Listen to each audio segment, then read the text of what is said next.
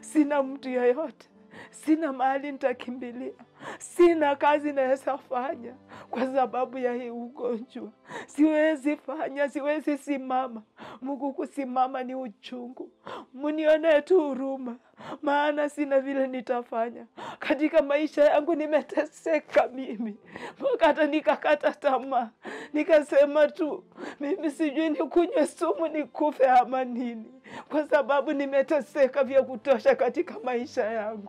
Nimeteseka sana, lakini tu roho ingine inaniambia tu acha tu, Mungu akanionekanie tu. Kwa hivyo ninawaomba, ninawasihi tu kwa moyo mmoja, munisaidie. Nisaidieni tu. Nisaidieni nikapate tu kwenda hospitali nikatibiwe.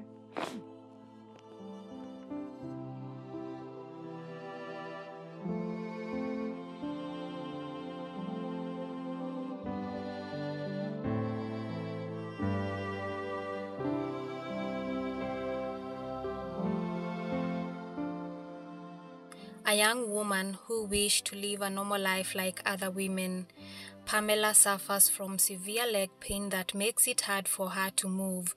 Sometimes, her leg get blisters that bleed.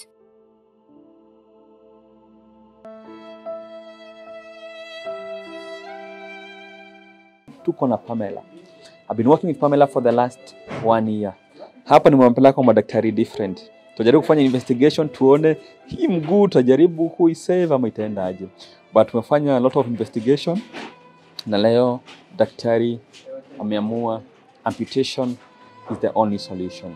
The reason why they want to do amputation because blood is not flowing.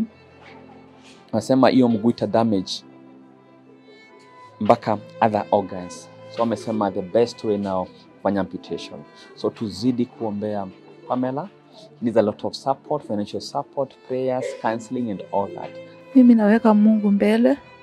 Najua kuna kila ambacho kinamshinda Mwenyezi Mungu. Mapenzi yake yakatendeke. Save Life ninawashukuru sana kwa umbali mmenitoa. Maana ningekuwa peke yangu singelifika mahali hapo. Ni nyinyi ndio mmeniwezesha. Ninasema tu Mungu awabariki, awainue, awatende mema kwa hiyo kazi ambayo mnafanya, na mzidi kusimama pamoja nami na msaidie wengine, sio mimi peke yangu. Biblia inasema kitabu cha Psalms 41 verse 1, heri amkumbukaye mnyonge, unapomkumbuka mnyonge Bwana atamwokoa siku ya taabu. Wakati unapomkumbuka mtu mnyonge, mtu ambaye hana chochote, mtu ambaye anahitaji usaidizi, kama vile dada yetu Pamela alivyo, ni vizuri kusimama na yeye. Simama na Save Life huduma hii ili waweze kujitolea zaidi na kusimama na wengine. Kwa hivyo Mungu atakukumbuka wakati mmoja, nawe utakuwa na tabu, maana siku moja ulisimama na mwingine mahali. Kwa hivyo usichoke.